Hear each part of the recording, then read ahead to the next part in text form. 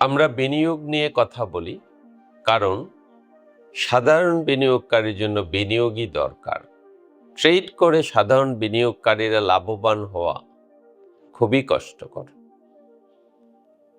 আর এই লাভবান না হওয়ার কারণেই এই যে গুজব বাজারে শেয়ার মানে লস লস লস, সেই জায়গাটায় সাধারণ বিনিয়োগকারী পিছিয়ে আছেন, শুনে শুনেই পিছিয়ে আছেন, শেয়ারে ঢোকাই যাবে না এমন একটা অবস্থা।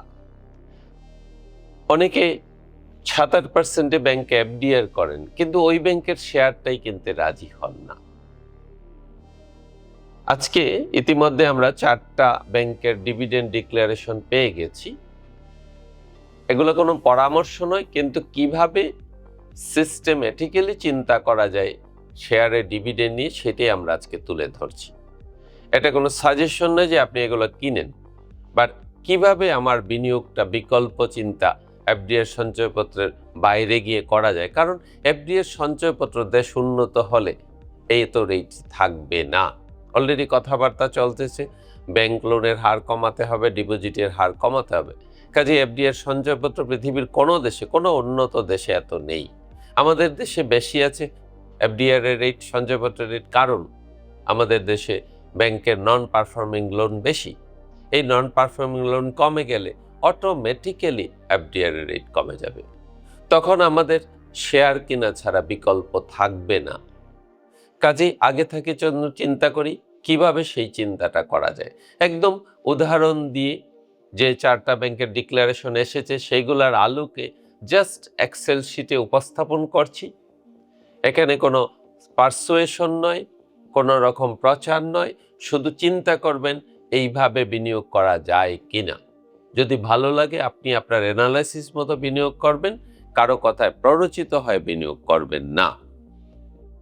এখন আসেন আমরা কোন ব্যাংকগুলো নিয়ে। 4টা ব্যাংক ভালো ডিক্লারেশন দিয়েছে, আমরা কি এখন ডিক্লারেশনের পরে সেটা বিবেচনা করতে পারি? হ্যাঁ, যদি আমরা 5 ইয়ার্সের সঞ্চয়পত্র মনে করতে পারি তাইলে এইভাবে চিন্তা করা যেতে পারে। ব্যাংকগুলা কি? BRAC bank, Pubali bank, city bank এবং উত্তরা ব্যাংক। এই 4টা ব্যাংক প্রত্যেকটাই 30% ডিভিডেন্ড দিয়েছে। 3টা ব্যাংক দিয়েছে 15% ক্যাশ, 15% স্টক, 15% ক্যাশ, 15% স্টক। আর উত্তরা ব্যাংক দিয়েছে 5% ক্যাশ, 25% স্টক বা শেয়ার। এখন আমরা শেয়ারে লস করি কেন? বাজার পড়লে দাম কমবেই, কিছু করার নেই। ভালো শেয়ারেরও দাম কমে, খারাপ শেয়ারেরও দাম কমে। আমরা ডিভিডেন্ড কনসেপ্টে একটু গোলমাল করে বসি। সে গোলমালটা কি? যে আমরা শেয়ার যা আসে বোনাস হিসেবে সেইটাকে বিক্রি করি না, ধরে রাখি যে বাড়তে থাকুক। এখন শেয়ার বাড়লো কিন্তু দাম বাড়লো না, ফলে আমার পোর্টফোলিওতে লস থাকে। এই লস থাকা মানে না আমি লস করে ফেলেছি। এই লস থাকা মানে হলো আমার ভ্যালু কমেছে, বাট আমার শেয়ার সংখ্যা বেড়েছে। যখন দাম বাড়বে তখন আমার ভ্যালু বাড়বে, আমার পোর্টফোলিও ভ্যালু বাড়বে। কিন্তু এইভাবে যদি আমরা প্রতি বছরে যে ডিভিডেন্ড এসেছে সেটাকে যদি আমরা এনকেশ করে ফেলি, তাইলে মনে হয় আরেকটু সিকিউরড ওয়েতে আমাদের চিন্তা ভাবনা হতে পারে শেয়ার নিয়ে। সেটা কিরকম? মনে করেন আমরা যদি আজকে 1 লাখ টাকার, গতকালকের রেট দিয়ে আমরা এই হিসাবটা দেখাচ্ছি, 73 টাকা 80 পয়সা ছিল ব্র্যাক ব্যাংকের রেট। আমরা যদি 1 লাখ টাকার ব্র্যাক ব্যাংক কিনতাম বা কিনি এখন, তাইলে আমরা 1355টা শেয়ার পাবো। ফাইন। 1355টা শেয়ারে 15% ক্যাশ মানে প্রতি শেয়ারে 1.5 টাকা। তাহলে ক্যাশ ডিভিডেন্ড আসবে কত? 2032 টাকা। আমরা ধরে নিলাম রেকর্ড ডেটের পরে যে বোনাস শেয়ারটা দিয়েছে সেটা কারেকশন হবে। তাইলে এই যে 15% বোনাস শেয়ার দিল, আমরা যদি 15% কারেকশন ধরি, তাইলে কি হবে? আমাদের রেট তখন ব্র্যাক ব্যাংকের রেট চলে আসবে 64 টাকায়। আমাদেরও এভারেজ কমবে, কিন্তু আমরা সেটা চিন্তা না করে 64 আসুক আর 68 থাকুক আর 60 টাকায় থাকুক, আমরা বোনাস শেয়ার যেটা পেয়েছি, এটা তো আমি বোনাস পেয়েছি, আমি ডিভিডেন্ড পেয়েছি। আমরা যখন সঞ্চয়পত্র এফডিআর করি আমি প্রফিটটা তুলে ফেলি প্রতি বছর। এখানেও আমরা এই বোনাস শেয়ারটাও বিক্রি করে দিব। আমরা ক্যাপিটাল হিসেবে ভাববো অরিজিনাল 1355টা শেয়ার, এবং 5 ইয়ার্স ধরে আমরা এইভাবে ক্যাশ ডিভিডেন্ড এবং বোনাস শেয়ার যা পাইলাম আমি বিক্রি করে দিলাম।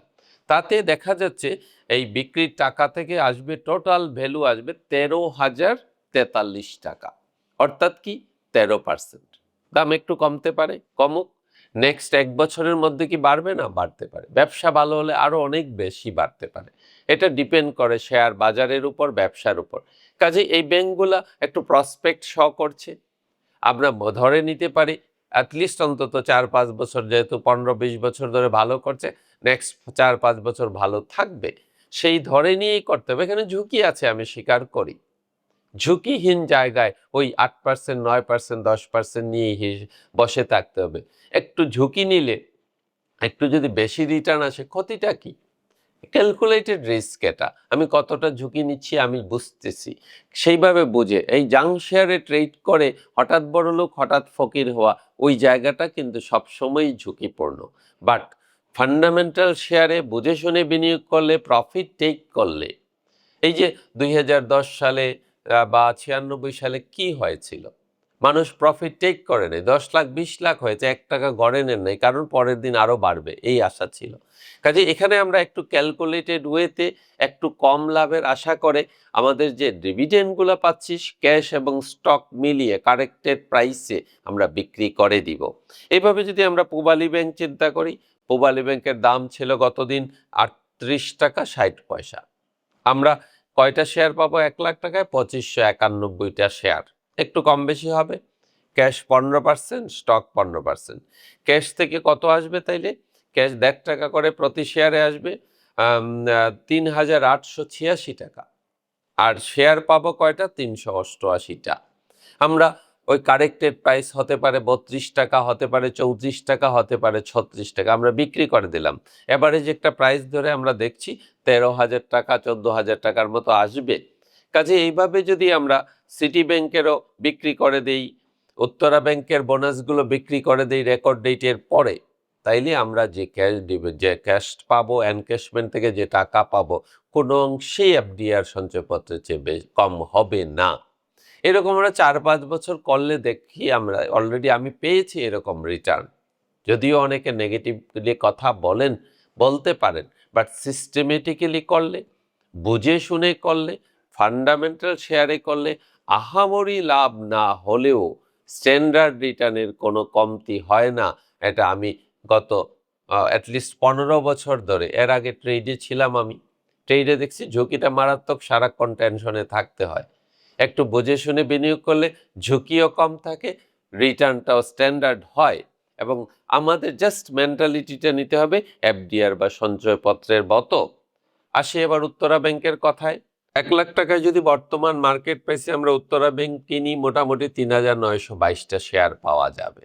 5% ক্যাশ মানে কি? প্রতি শেয়ারে 50 পয়সা, অর্থাৎ আমরা 1950 টাকার মতো ক্যাশ টাকা পেয়ে যাব। আর থাকবে হাতে বোনাস শেয়ার, 25% বোনাস মানে 980টা শেয়ার। ডিভিডেন্ড ডিক্লেয়ার হয়ে গেছে, রেকর্ড ডেট চলে যাবে, আমরা বাজার দরে ওই শেয়ারটা বিক্রি করে টাকা ঘরে তুলে ফেলবো। শেয়ারে একটা সমস্যা, কেউ টাকা আমরা ঘরে নেই না। আমি যদি এফডিআর সঞ্চয়পত্রের মতো চিন্তা করি, এফডিআর সঞ্চয়পত্রের সাথে তুলনা করি শেয়ারকে, তাইলে আমরা টাকাটা ঘরে নিব। সেইখান থেকে বোনাস শেয়ার বিক্রি করা থেকে আসবে 19,600 টাকা কাছাকাছি। এরকম একজাক্টলি এই ফিগারটা হবে না, বেশিও হতে পারে বাজার ভালো থাকলে, বাজার খারাপ থাকলে একটু কম হতে পারে। একটু তো ঝুঁকি থাকবে, যেহেতু এটা শেয়ার মার্কেট। কোম্পানির ব্যবসা ভালো হলো দাম পড়তে পারে। যদি দাম পড়ে আমি দেখি কোম্পানির ব্যবসা ঠিক আছে, তাইলে আরও বিনিয়োগ করব। যদি বিনিয়োগ করতে না পারি ধরে রাখবো, 1 বছর পরে বিক্রি করব। কোম্পানি ব্যবসা ঠিক আছে, আমি ঠিক আছি, এই সেন্স নিয়ে শেয়ারে বিনিয়োগ করতে হবে। জাঙ্ক শেয়ারে বিনিয়োগ ঝুঁকিপূর্ণ, সেখানে যদি আপনি সেই রিস্ক নেওয়ার ক্ষমতা থাকে তাইলে করেন, নতুবা যাবেন না। কারণ আমি দেখলাম আমাদের অ্যাভারেজ পিপল যারা, আমরা সব সময় এক সংসারে টানাটানিতে থাকি। এটার কারণ হলো আমাদের সেকেন্ড লাইন অফ ইনকাম নাই। এই সেকেন্ড লাইন অফ ইনকাম এভাবে চিন্তা করা যেতে পারে, প্যাসিভ ইনকাম নিয়ে এইভাবে চিন্তা করে যেতে পারে, শুধু সময়টাই ঝুঁকি। কাজে শর্ট টার্মের টাকা শেয়ার বিনিয়োগ করবেন না, ফান্ডামেন্টালি স্ট্রং শেয়ার দীর্ঘমেয়াদ ধরে চিন্তা করে বিনিয়োগ করবেন। আশা করি সঞ্চয়পত্র এফডিআর চেয়ে বেশি রেট পাবেন, কেন? একদম সিম্পল পলিসি। এফডিআর মানে একটা ব্যাংকের প্রোডাক্ট, শেয়ার মানে ওই ব্যাংকের মালিকানা। কাজে আমি যদি প্রোডাক্ট কিনতে রাজি হই, মালিকানা কিনলে আমি পুরা সবগুলা প্রোডাক্টের প্রফিট নেওয়ার অংশীদার আমি, সেই সহজ হিসাব। কাজেই আসুন একটু ডিফারেন্ট ওয়েতে শেয়ারটাকে চিন্তা করি, তাহলে শেয়ার মার্কেটের নেগেটিভিটি অনেক কমে যাবে।